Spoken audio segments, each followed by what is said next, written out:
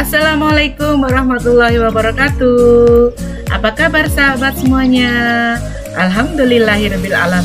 Jumpa lagi di channel Rudi Education, channel pendidikan dan kegiatan pembelajaran. Sahabat, kali ini kita akan belajar tema 2, subtema 3 di pembelajaran ketiga. Namun sebelumnya, marilah kita awali dengan berdoa terlebih dahulu.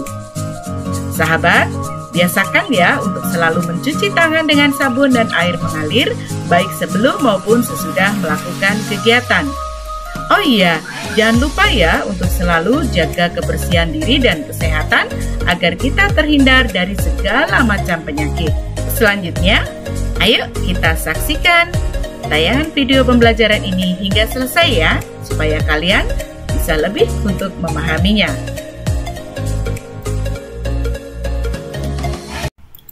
Tujuan pembelajaran kita kali ini, setelah kalian melihat tayangan video ini, maka kalian akan dapat menggali dan menyajikan informasi penting dari buku sejarah menggunakan aspek apa, di mana, kapan, siapa, mengapa, dan bagaimana, baik secara lisan, tulis, dan visual, serta memperhatikan kosakata baku dan kalimat efektif. Berikutnya, kalian dapat menganalisis dan menyajikan cara makhluk hidup menyesuaikan diri dengan lingkungannya sebagai hasil penelusuran berbagai sumber. Hidup rukun dalam perbedaan merupakan landasan terciptanya persatuan dan kesatuan bangsa. Ayo mencoba. Tahukah kamu bahwa bermain bersama dengan teman-teman yang berbeda secara damai dan saling menghargai adalah cerminan hidup rukun? Hidup rukun merupakan landasan terciptanya persatuan. Udin, Siti, Dayu, Beni, Edo, dan Lani selalu berupaya menunjukkan sikap tersebut dalam kehidupan sehari-hari. Mereka bermain bersama, saling menghargai, saling membantu, saling bekerja sama, dan saling belajar tentang budaya lain. Hari ini mereka mempelajari salah satu permainan tradisional dari Nusa Tenggara Timur, yaitu Rangku Alu. Permainan ini membutuhkan keterampilan melompat yang baik. Kamu akan belajar tekniknya sebelum bermain. Cara bermain Rangku Alu. Alat yang digunakan yaitu 4 buah bambu dengan panjang 2 meter. Cara bermainnya, pemain terdiri atas 2 kelompok, yaitu kelompok bermain dan kelompok yang menjaga. Kelompok yang menjaga menggerak-gerakkan bambu, 4 orang berjongkok, seperti ini, dan memegang 2 bambu sambil menyanyi. Kelompok pemain yang mendapat giliran bermain akan melompat di sela-sela bambu. Mereka harus menghindari jepitan bambu, melompat akan masuk ke dalam bidang persegi dan melompat-lompat sesuai irama buka tutup bambu. Setelah mengetahui cara bermain Rangku Alu, sekarang saatnya kamu mempraktikkan permainan tersebut secara berkelompok. Ketika bermain, bambu yang kamu gerakkan menghasilkan irama yang berpola. Kamu dapat membuat permainan tersebut lebih menarik lagi dengan menyanyi bersama-sama, mengikuti pola irama suara bambu. Lakukanlah refleksi bersama teman dan gurumu setelah selesai bermain. Bagaimana perasaanmu saat bermain? Apa yang harus kamu lakukan agar kelompokmu berhasil mencapai tujuan? Bagaimana penerapan gerakan lompat yang sudah kamu pelajari? Apakah masih membingungkan? Ayo berkreasi. Tuhan menganugerahkan kita beragam tanaman dan hewan agar kita bisa memanfaatkannya. Namun, pemanfaatan tumbuhan dan hewan tidak diiringi oleh sikap yang bijak, sehingga banyak terjadi ketidakseimbangan. Sebagai warga negara yang baik, kita perlu bersatu melestarikan hewan dan tumbuhan agar manusia dapat hidup sejahtera. Pilihlah satu tumbuhan atau hewan yang menurutmu perlu dilestarikan. Buatlah poster untuk mengajak seluruh warga sekolah tergerak hatinya untuk melestarikan tumbuhan atau hewan. Kamu bisa mempelajari poster di samping. Postermu harus memuat satu jenis tumbuhan atau hewan dengan habitat dan manfaatnya. Jangan lupa kalimat ajakan serta gambar yang menarik dan jelas. Sampaikan hasilnya kepada teman di kelas. Berikut ini beberapa contoh poster.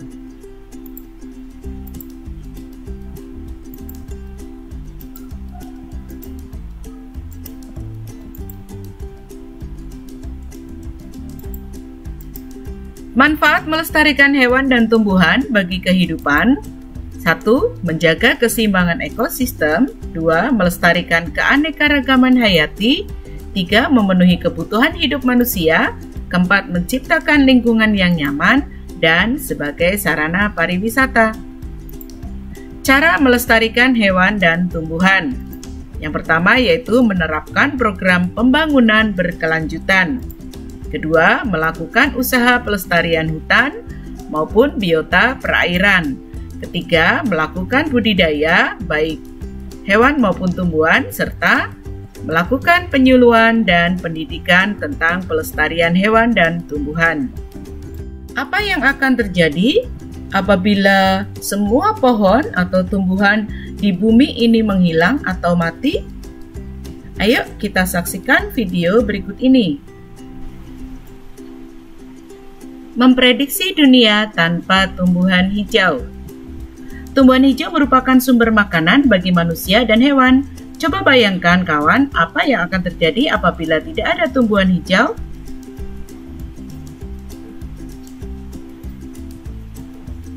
Manusia dan hewan sangat bergantung pada tumbuhan hijau. Apabila tidak ada tumbuhan hijau, maka tidak tersedia sumber makanan yang digunakan oleh manusia dan hewan untuk tumbuh dan berkembang biak. Selain itu, tidak adanya tumbuhan hijau akan mengakibatkan berkurangnya pasokan oksigen untuk makhluk hidup. Apabila di dunia tidak terdapat tumbuhan hijau, maka sumber makanan dan oksigen yang dibutuhkan oleh manusia dan hewan tidak tersedia di alam. Hal ini akan menyebabkan manusia dan hewan mati.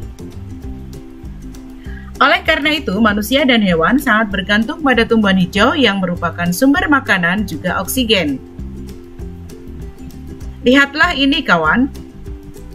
Tumbuhan merupakan sumber makanan yang sangat penting. Jika tidak ada tumbuhan hijau, maka satu persatu makhluk akan musnah karena sulitnya bahan makanan. Apabila tumbuhan tidak ada di dunia ini, maka tanah pun akan gersang. Akibatnya, pasokan air juga akan berkurang. Karena penghasil oksigen tidak ada, maka kita akan kesulitan untuk bernapas. Dampak apalagi ya kawan yang akan terjadi? Coba teman-teman pikirkan ya sambil menonton video ini.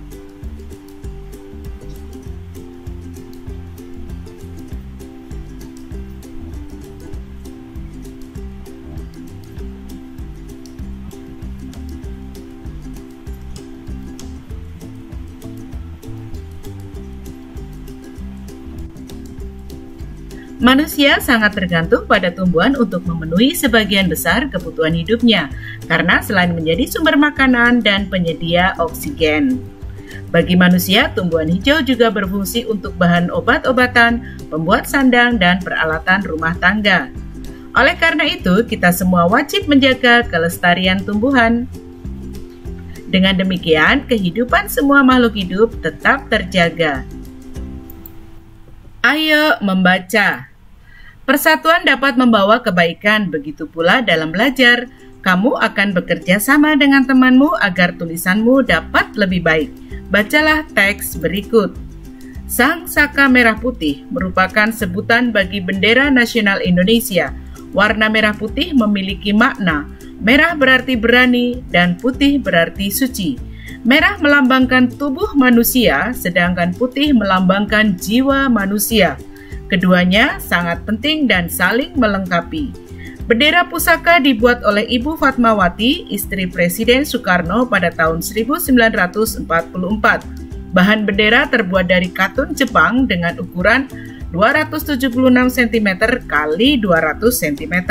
Sejak tahun 1946 sampai dengan 1968, bendera tersebut hanya dikibarkan pada setiap hari ulang tahun kemerdekaan Republik Indonesia. Karena usianya yang sudah tua, Sang Saka Merah Putih terakhir tersebut kalinya berkibar pada tahun 1969. Bendera disimpan di Museum Nasional. Pemerintah kemudian membuat bendera duplikat dengan ukuran 300 cm x 200 cm.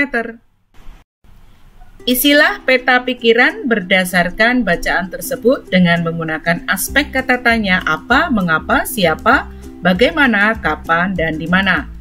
Sertakan jawabanmu dan kesimpulannya, lalu kumpulkan kepada Bapak dan Ibu gurumu. Kembangkan informasi pentingmu ke dalam tulisan dengan menggunakan kata baku dan kalimat efektif. Tukarkan tulisanmu dengan temanmu. Gunakan buku EYD untuk memeriksa kata baku yang ada pada tulisanmu dan tulisan temanmu. Bersatu dalam kebaikan akan membuahkan hasil yang luar biasa.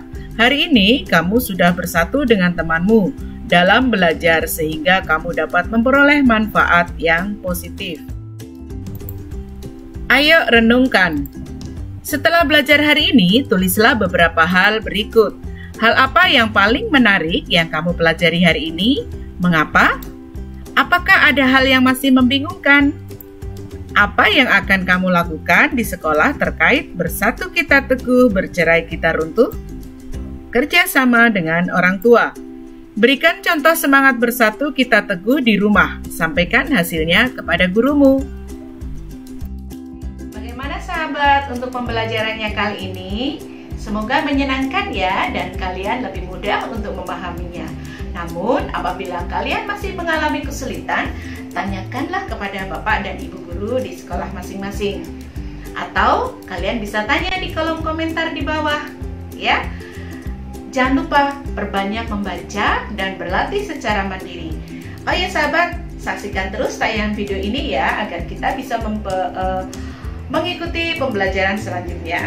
Terima kasih atas perhatiannya. Wassalamualaikum warahmatullahi wabarakatuh. Dah.